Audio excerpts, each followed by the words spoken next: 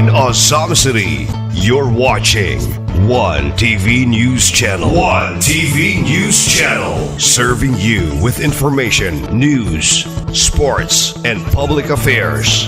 One TV News Channel. One TV News Channel. Serving you with love.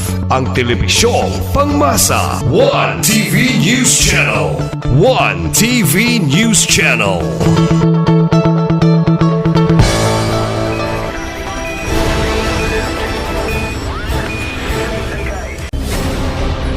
One TV special report.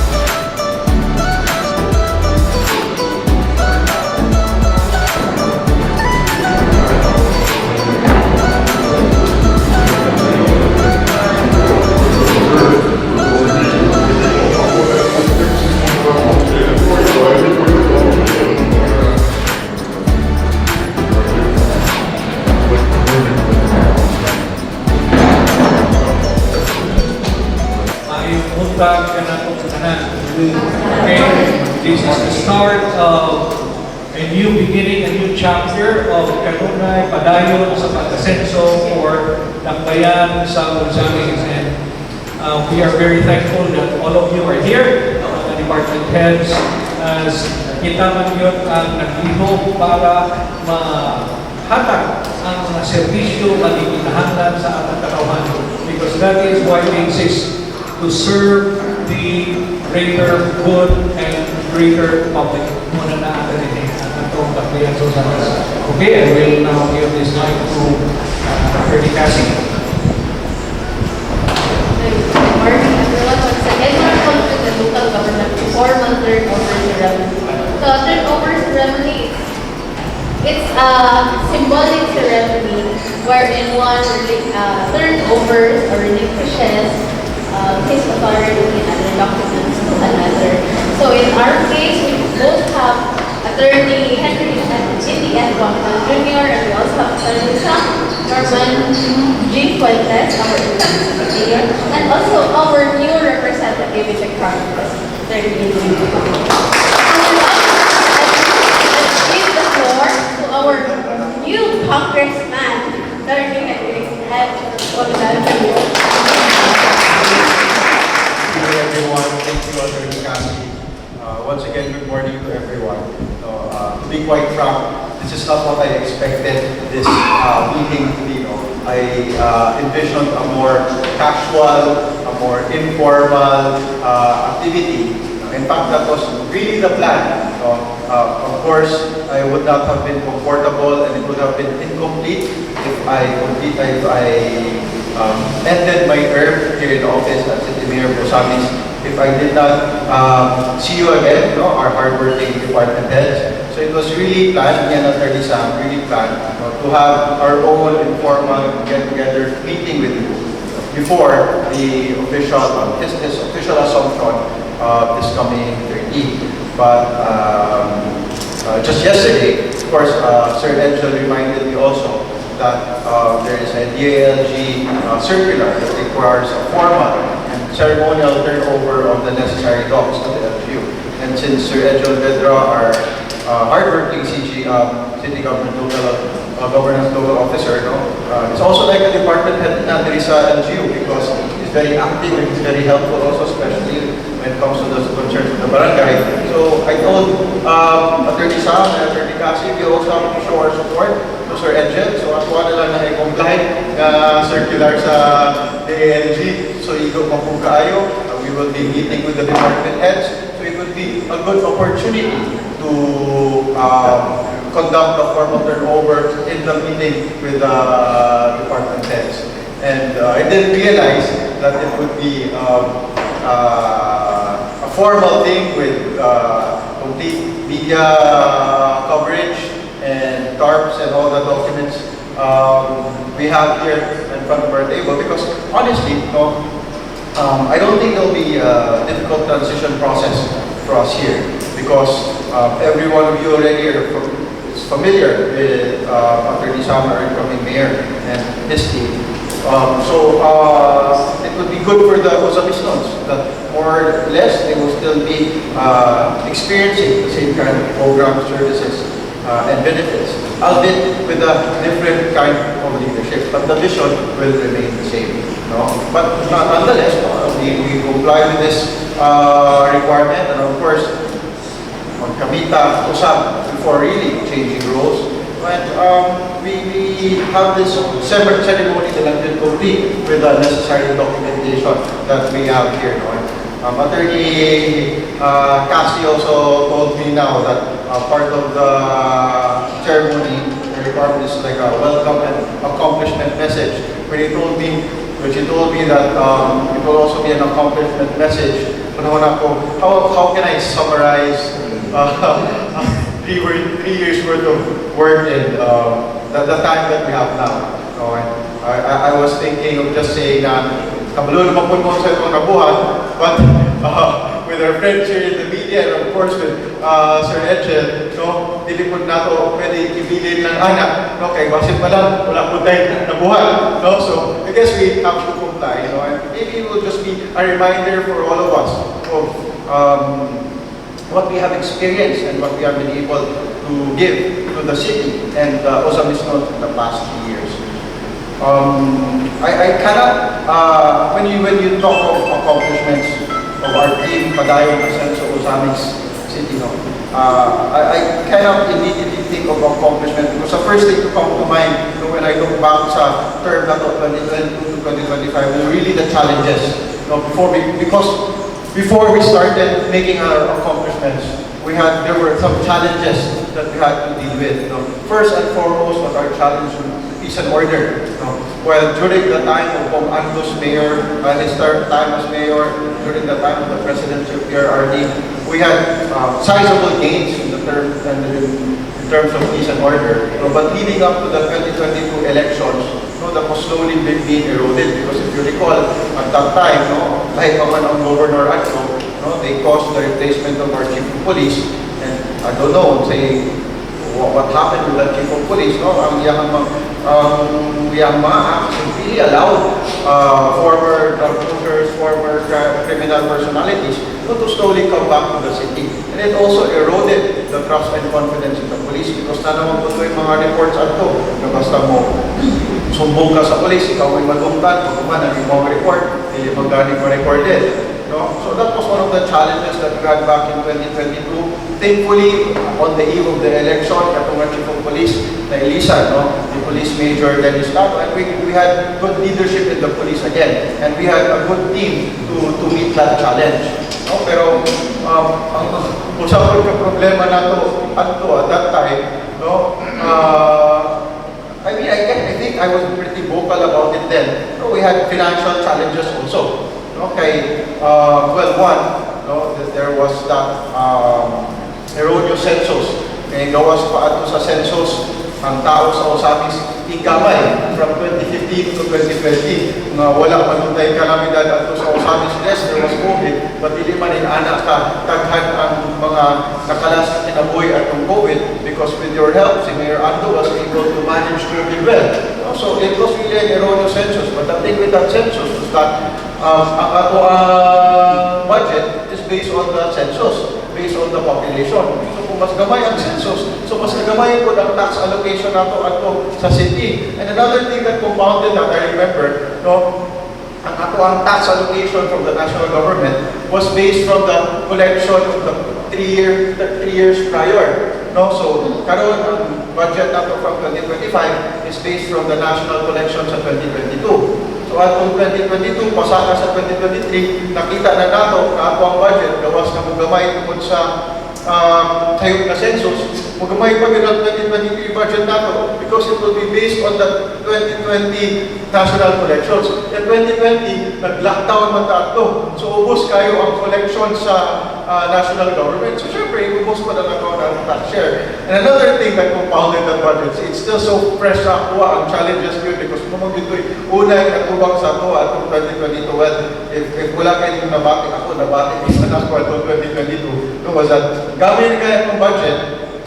indaghan pa ako ang kailangan sa visual because a lot of our services and programs are based on the registration, voter registration, because that would be a good indicator. The person really intends to be a resident of Osamis such that he wants to practice his political right here. No? At 2019, during the election of Kong Ando as mayor, there were only 70,000 more or less voters in Osamis City. But because, again, with your help as his department heads, no, he did really well. No? Ang mga tao, na-engage sila, kailangan na sila magparehistro diri sa Osamis. Kaya gusto sila mag-avail sa benefits.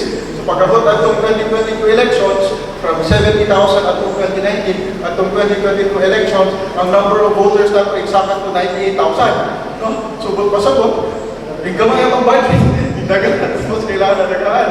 So that was really a gap that we had to bridge. And, yes, we had strong law enforcement personnel already under the leadership of then Major Dennis Tano at sa ating Chief of Police Anto, but we needed to provide them support. No? Aside from needing to provide them support, we needed funds to continue with all the programs that were started with Anto and also build upon those programs. So those were, if you recall, those were the initial challenges that we had. But thankfully, we were able to address them. Una na pong i-address ito was really the financial. Kung ibalik nyo sa doang basics, good governance. What is good governance? No? We just made sure that the spending of the city was really first, cost efficient. No? When we procure, especially when katong mga dagkong procurement, I'm thankful that we have a very dependable GSO officer and bakit, si Sir Monty Pagpakan. Was cost efficient, not in that sense na ito lang pinakabarato ang baon, but syempre katong the lowest price for the quality that we needed. No? And with that, we're able to generate savings. Katong savings po po din nakatabang-tabang kung tied out sa ato. No? Part of good governance also is on equal implementation of the law, including our taxation laws. No, dili lang ta mangolekta at kung mga tanaw na mga kaya, but even those big taxpayers na parang support them at that time na pamagyapon para magpagay-gahe, we really asked them to pay. So there was no sacred cow. Bisag mga igala, bisag mga kauban na mga mayors, mga governors, and the big businesses here, even Robinsons, ano na silang ipagtaxtanan, and even family members, and of course, sabot naman po sila, I'm sure na yung at mo nga murag nga aking hinanakit sa ako, and I realized it then, doon pa lang, pero ako, I knew it was nothing personal, and I knew I had to do it, we had to do it for the benefit of the city, and bahala na nagpasok sila sa ako, pero as long as we're able to serve, which is the oath that we took then, so we had to do that. Thankfully, kung ba nakasabot naman po, na-compromise, na naman yung usang ako na big business na wala yung bayad, but then that presents now a new opportunity for the city because na-terminate ang contract with them, and now the city can lease out that contract to invite new investors sa city. So, we were able to increase the local income of the city, thanks also to the efforts of our city treasurer, si Ma'am Julie Napigit. With the help of the City Council, we were able to revise our real property tax valuations, which supposedly every 3 years na ina-revise. But ang last revision was 2012. So we came in 2022 na end with the revision, na-implement, and itaas mo naman our real property tax collection. With the efforts, of course, also of our city assessor, si Sir Samuel Ristuta. Still part of good governance and of course a strong political will. Sometimes you have to make unpopular decisions, but even though if they're unpopular, bahala pa kurang pumadan ng supportan sa politika. But if it's necessary, it's for the best of the city and the people, we have to do it. Those hard decisions, we took, and nakita pa natin, it helped us. We also had some creative ways of maximizing our resources as part of good governance. Back in 2016 or thereabouts, na ay giloan ng city, no? More than 100 million peso nga loan, na ang katugalon, and probably 2026 or onwards, or probably 2028 kung magsiguro. And syempre, ang magbayad nato, no, it came with interest, no? And so, together with the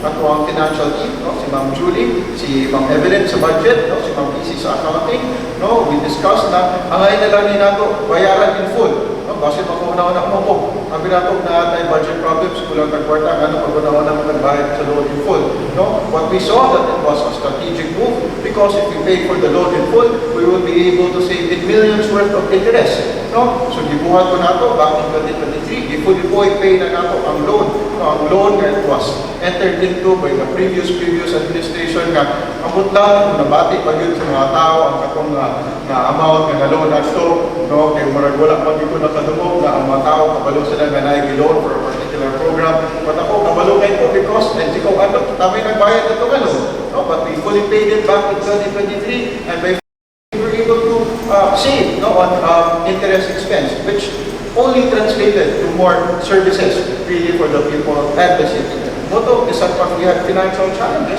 but we're able to bridge that gap. That's just among the strategies that we took up, no, to meet that financial challenge. And when we saw that, makaya naman nato ma-manage our expenses despite those challenges. No, makaya na nato kabuhato ni tanan ng projects, programs, nato ang na-plan out, nato ang nakita necessary, no, without taking lack of budget as an excuse. No, we went full throttle already. No, peace and order still remain as a challenge. So what we did, we just took out an all-out support, we implemented rather, an all-out support policy sa kapulisan, which was not difficult for us to do because, as I've already said, repeatedly, na naman tayo good leaders ato sa station. No, so we consulted with them, we identified what sa ilang mga kailangan, no, and we gave out the support. No, we gave them past 3 years for police cars, 8 patrol motorcycles. No, we built a peace and order focused command center for them, no, with strategic cameras strategically placed all over the city, which those cameras have proven quite effective already. I think more than a dozen crimes na ang solved because of those CCTVs, no, and that has really proven to be deterrent. No, we pay for their logistics, no, we pay for their means of communication. No, I think even their armor, their day-to-day expenses for operations. Para ang kapulisan, mag-focus na lang din sila sa trabaho of maintaining peace and order there sa city. Because while those challenges were being addressed, we already knew what we wanted to do. Because it was also very helpful for us that we had a governor who had a very clear vision that we just had to implement here in the localities. And that was Asenso Misamis Occidental, sa mga klaseng pag-asenso. No, asenso, madili lang makita na dagat ng buildings, dagat ng dalan, kompleto ang mga water system, no, dagat ng mga parks and everything. But asenso na mabati yun sa katauhan. No, kung sa mga kabalo dato, kung nabati pa ang asenso sa katauhan, kung sila, mga misamismo, magpuyong malinawon, malambuon, o malipayon. So our trust in peace and order went well with that in keeping Kusami City, safe, and so that Kusami Stones and for also Kusami Stones magpuyong malinawon. Yeah. Police, they were effective with the support that we gave them. Nahimo ng mga reputation sa Osamis, hindi na mapahadlok na musulod diri ang mga drug pushers at mga kriminals. Because makabalo na yun sila, nabaliktad na, from the reputation sa Osamis before. Especially sa mga neighboring mga provinces and towns. Kabalo na yun sila na init kayo ang mga kriminal diri sa Osamis na musulod sila. Nasa na yung wapon diri illegal. Madakpan din sila. And this is proven day in and day out, week in and way out. Because the past ilang incidents na of theft, when carnapping, hindi taga-Osamis ang suspect, natakpan na yun sa mga kapulisan. Other than maintaining the peace and security, of course, of our city, if you recall, we also stressed the importance of orderliness. Dili lang man na maiasa na ito sa law enforcement personnel, ang peace and order. Kita po, the civilians have to play a huge role in maintaining the orderliness of the city. Because yes, we are pro-asenso, pro-development, but we don't want a disorderly kind of development. So what did we do? We looked at all the laws the proper positioning, proper placement, no, of these structures.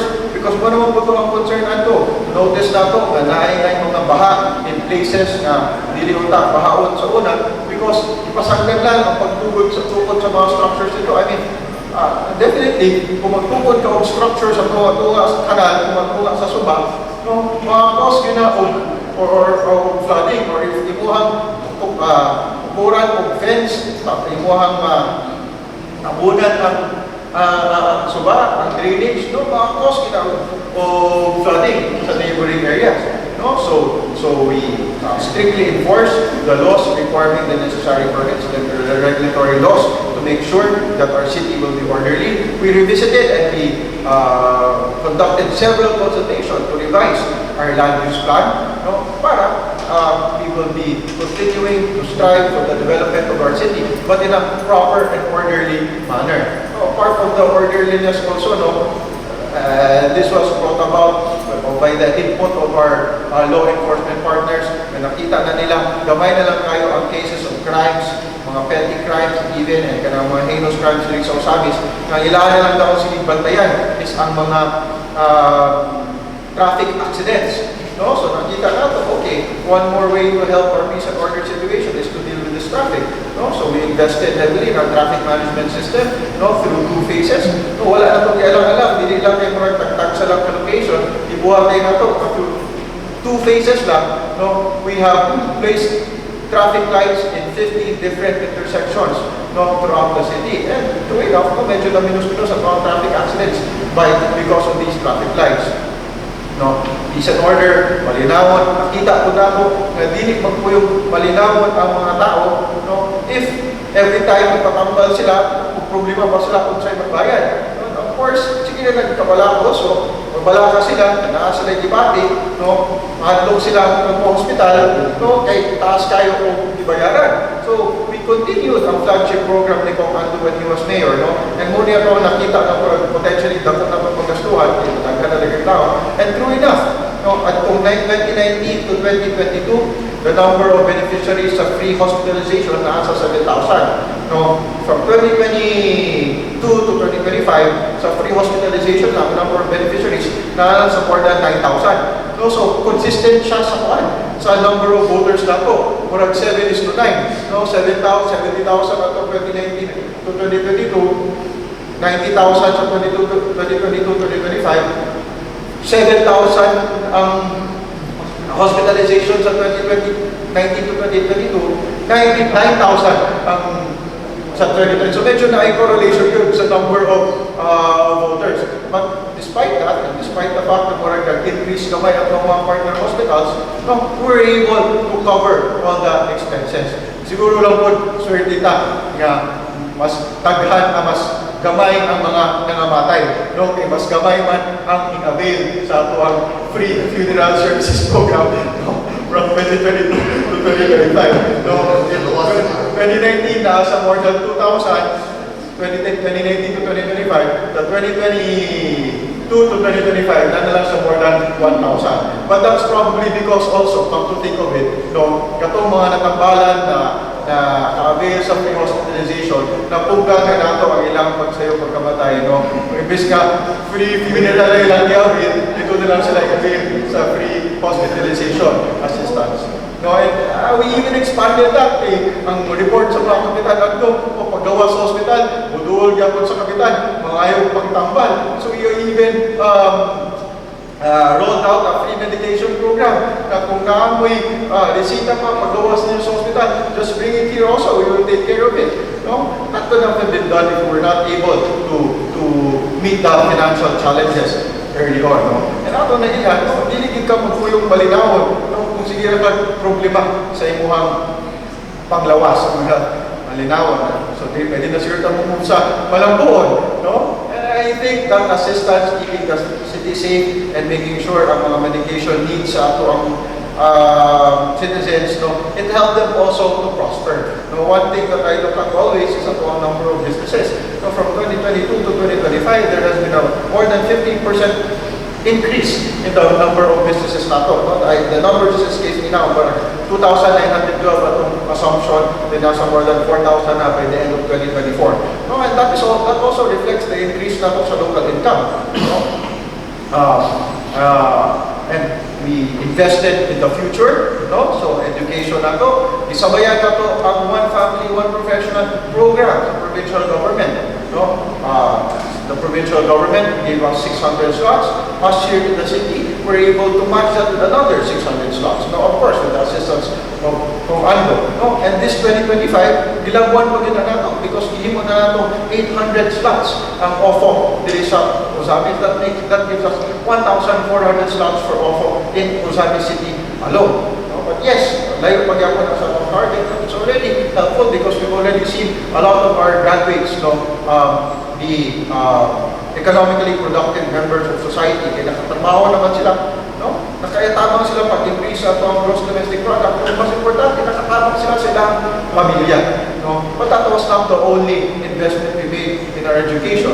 No? We really utilized the SEF for infrastructure projects to make it easier for them to study in school. No? We continued providing them with tablets. No, which was started also by Comando upon the recommendation of our DepEd partners. Ato ang kinahinayan ng pulong na ng mga smart television ng ilang classrooms because it will make it more effective for the teachers. This one's sa blackboard, i-flash na lang sa screen. Well, they are smart TVs, no, para naabot sila access sa mga educational material that is available in the vast resource of the internet. No? Other than really investing in our education, as we identified that they are the key sa paglambo sa bawat pamilya, no? At ang mga farmers, no? And we also match the Rice Farmers Food Assistance Program rolled out by Gov. Henry. And I think Sir Caloy will be, no, atong magpakan ni Sir Caloy because he was planning on retiring already, but he changed his mind, no, because he saw dako niya tabang na programa sa mga farmers, and with his advice, gimatch ko na ang probinsya, no, nagpasa ko tag ato ang kaugalingong ordinance adto, no, para mahimo gyud ang farmers wala na sila una-unahon, no, from land prep kita na nagbayad, no, thanks also with Sir Caloy's good coordination with the farmers organizations, no, they gave us good deals also sa renta sa equipment. I think ang ilang going rate at that time, sir, was sa land prep was 6,000. Then ilang gatag 9,000. Then ilang gatag sa to at 6,000. Then the 9 gatag. Then ang katong sa sa harvest 7 ilang gatag sa to 6. So they give us 1,000 pesos discount per hectare, you know? O per hectare. And we have 500 hectares, more than 500 hectares. So that's more than 500,000 na savings, no? That would not have been possible without the hard work of Sir Caloy and a strong partnership na with our farmer organizations, no?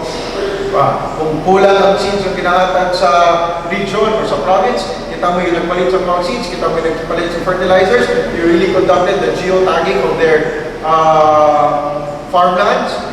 More than the geotagging, you really tested it, no? Kung sa'yo kailangan ng fertilizer na maka-maximize ilang output, and from around 4.1 tons per hectare, basta Bernardo sa 4 kapin, no? National average was narapod sa 4 kapin, 4.5. We were able to increase the output to 5.6 tons per hectare. No? So, and that was in recognition of the fact para magmalampuan, we have to make our farmers economically productive also. Kaya ang program pero extend na because ang provincial government na kita may nagbayad sa ilang pagtanong, kita may nagbayad sa ilang mga fertilizers and farm implements. Pag duman, ang provincial government na may pumalit. So ang mga farmers, kailangan lang kahalo na lang ay ilang puhunan. And kada man pong ipalit sa provincial government, ibaligyan naman po na kung balik sa mga business at sa business.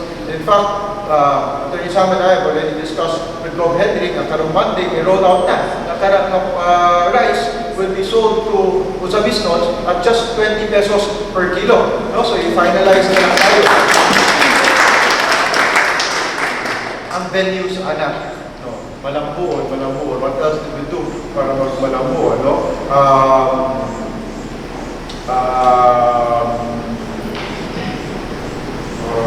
Yeah, the number of business. We pushed for more employment, no? And even here sa LGU mismo, we professionalized, no? The employment, the promotion, and regularization of our personnel, no? Thankful for the hard efforts of our newly appointed, no? Our double department head siya at ang HR head, Engineer Tennis Board. Professionalization and himo na to merit-based because we recognize na kailangan well-equipped po ang LGU, well-equipped with competent people, no, para we can serve the citizenry better and para mas efficient po ang atuang services diri sa City Hall, no? Yeah, we can get that from the sentiment of the city. Like na sa amin karon, no, more kita nila the people here are living prosperously indeed. And of course, para sa Malibayo, ang una dahil ako muna nanin is ang kasalan ng bayan, no? Na excited ko kayo ang mga unwed couples na to, no? Not only because they get a wedding, no, they also get a cash gift.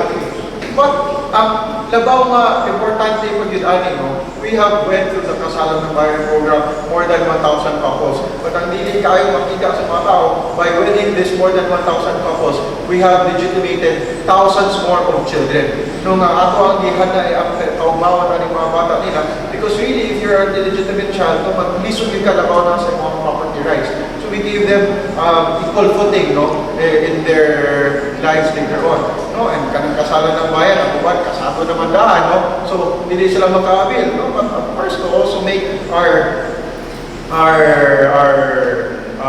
citizenry happy every December, no? Ibuhat dito na lang 3-in-1 na pamaskong handog. No? Every household nasa na madawat, hindi lang from the province, hindi lang from the district, but also here in the city. And every now and then, we even provide them with economic stimulus, no? Dili lang na makalipay sila, pagdawat sila, but it stimulates our economy. Kaya na pagdawat, ang mga residents sa ilang mga ayuda, no, ilang man din ang ginapalit, no? Kanang mga tigbaligya o ginanggang, kanang mga sari-sari store owners, dito man po din na mapadulong. And that has also helped our local economy. In fact, I think that's one of the reasons really, no, why in taas po yun ang gross domestic product na to sa entire province, because every now and then, no, you always provide with stimulus. No, hindi lang manahamat ang stimulus time unlike other places ang stimulus nila, gina-release lang every election. Kita, may election o wala, gina-release mo ginanato ang stimulus because we see its effect on the economy when it is strategically given. No, nabili din ako sa Malibayo, but actually this also goes into the Malambon, no, our infra project, prioritize no? Similar to how Ano and Henry prioritize the infra projects, no? We've also did that despite the meager resources of the LGU in the past 3 years.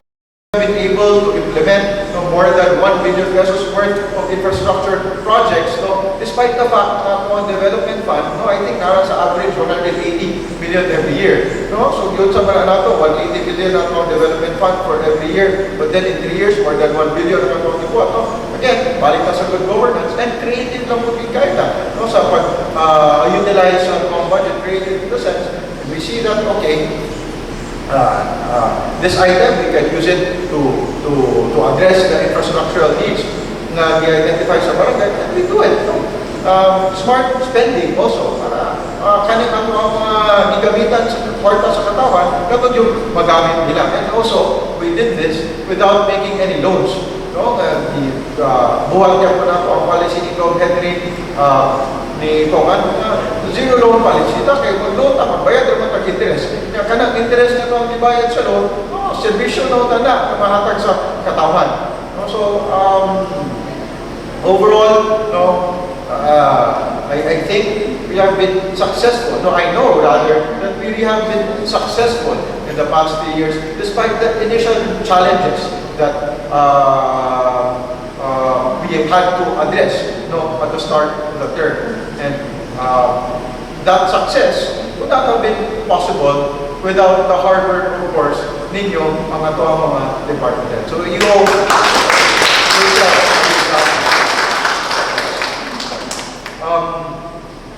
Again, this is just supposed to be an informal thing, but nataas-taas lang po ito because wala akong na-ambush ni Attorney Cassie about the accomplishment report. But I don't have to identify all of the accomplishments because I know, with you capable department heads at the helm, together with Attorney Sam Norman Fuentes, our incoming mayor, and you're very well familiar with Attorney Sam because he has been with us as city administrator since 2019.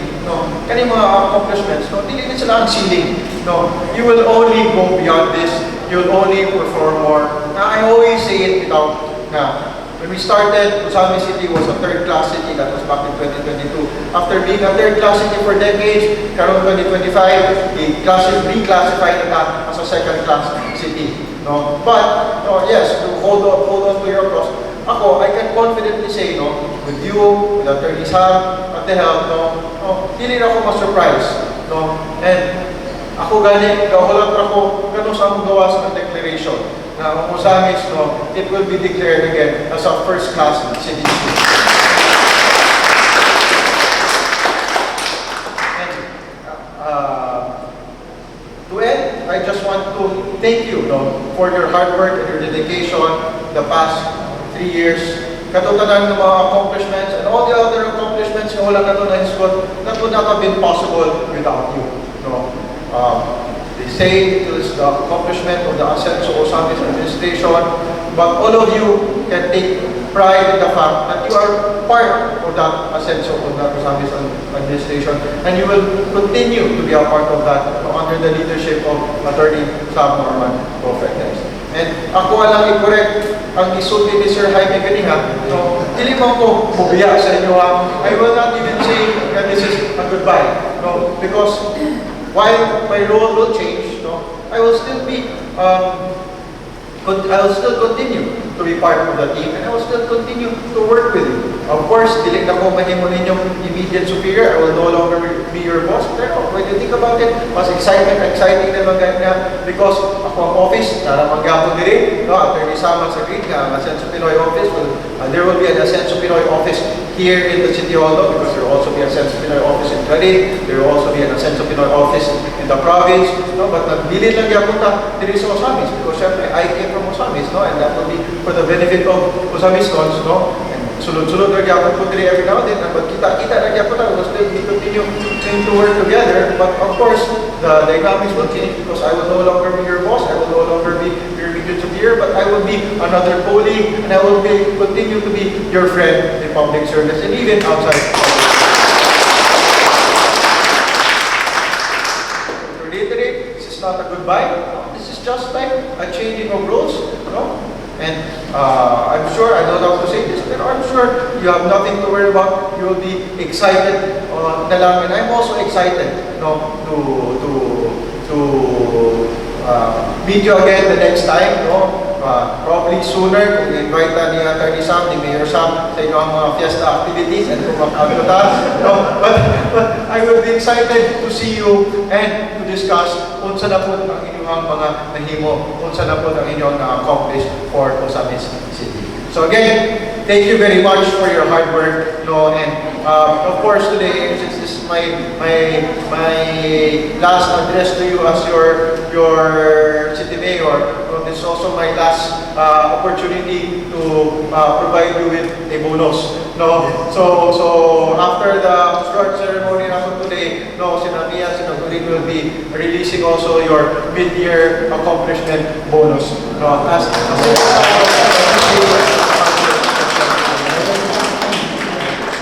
So again, daghang salamat and congratulations as well for a job well done. I look forward to how you will just build on our accomplishments and successes in the coming years with your very able, also our very able incoming mayor, Attorney Sam Norman Fuentes.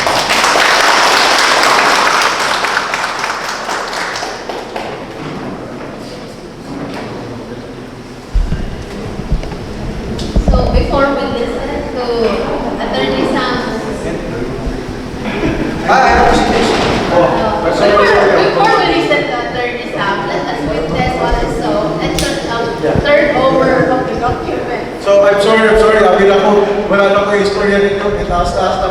but Attorney Kasi informed me earlier that I also have to formally turn over the necessary documents representing the material items and plans of the city by reading this document. So, dear Mayor-elect Attorney Samuel Fuentes, allow me to extend, of course, my warmest congratulations on your victory last May. Thank you. I turn over the keys of my office with profound pride and assurance, knowing that the city of Osamis is left in your good and able hands.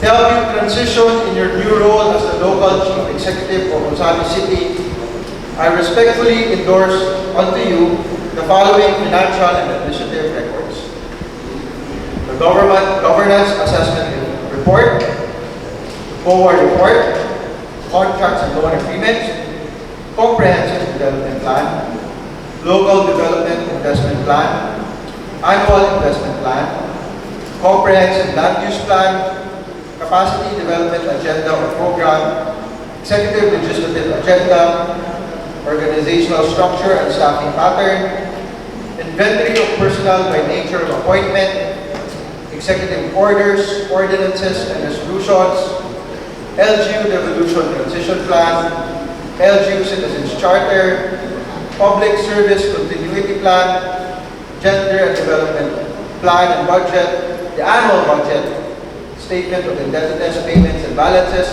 Statement of Receipts and Expenditures, Annual Procurement Plan or Procurement List, Annual GAL Accomplishment Report, Quarterly Statement of Cash Flow, Quarterly Bid Results on Civil Works, Goods and Services and Consulting Services, Quarterly Report on Special Education Fund Utilization, Trust Fund Utilization, Quarterly Human Resource Complement, Quarterly Unliquidated Cash Advances, Annual Supplemental Procurement Plan, Quarterly Utilization of the 20% component of the NTA, Quarterly Utilization of the Local Disaster Risk Reduction and Management Fund,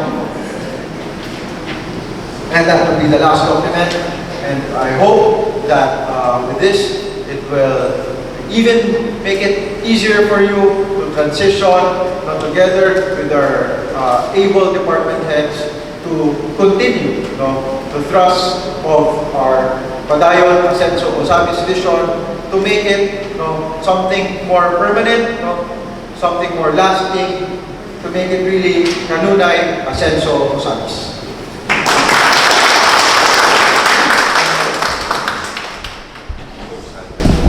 Siguro kuwan pa rin, ceremonial turnover sa kanila.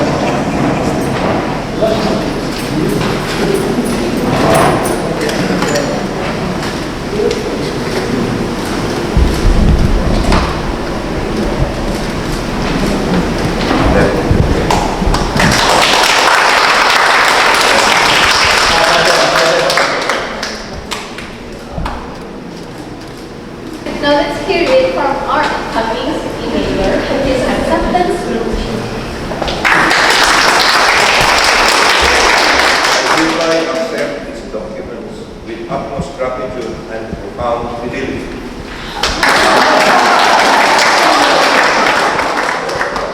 Ano yung message para naman?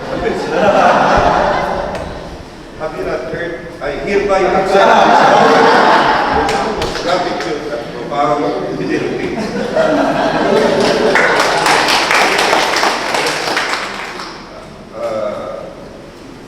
Mayor and Congressman Attorney Henry Indy Waminal Jr., my colleagues in public service, pleasant morning to all of us. It is with utmost humility that I accept this sacred responsibility to serve as the listener and to accept this return over of documents. Far from what is all mentioned as mere turnover of documents, and Attorney Kasi mentioned as relinquishment of authority and acceptance, I see the heavy burden that lies ahead. Because serving as city mayor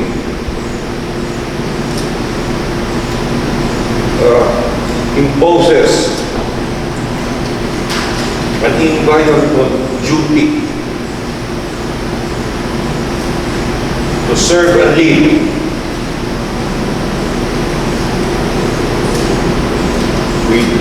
with soul, integrity, and compassion. As Congressman Indy already mentioned, his accomplishment. I affirm to you all present that what our mayor, Attorney Henry Indy Wanginaw, whose administration unquestionably ushered in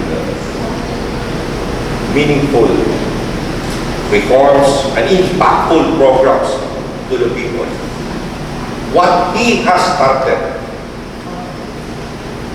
will not end.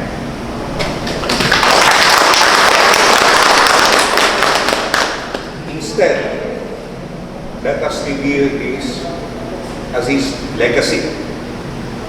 A legacy upon which I call on each and every one of us, not just you, to establish a strong foundation upon which we will build a progressive, more inclusive, and a dynamic Osamis. Programs, therefore, that has impacted lives, that has strengthened communities, and has built trust in local governance will not only continue, but we will endeavor that, if possible, through your help, we will achieve greater heights in this matters. Let us be reminded that this transition, after all, Mayor Indy will not be gone from us. He is not even saying goodbye, because being an Ascenso Pinoy congressman, a representative for the Ascenso Pinoy party list has its own base in Osamis City. And naturally, we would be having benefits from that.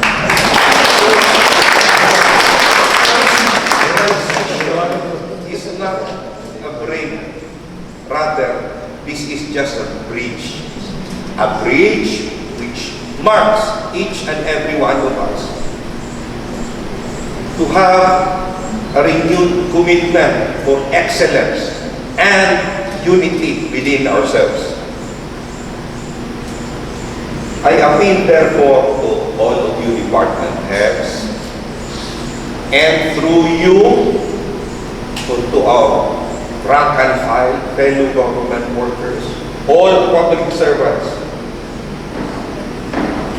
I appeal that you walk with me, serve with me, and work with me. Let us therefore build a more dynamic and progressive Osamis. Together, let us embrace this journey with courage, with resolution, and dedication. Once again, good morning, and padayon na pag-asenso sa kanunay, Ascenso Osamis.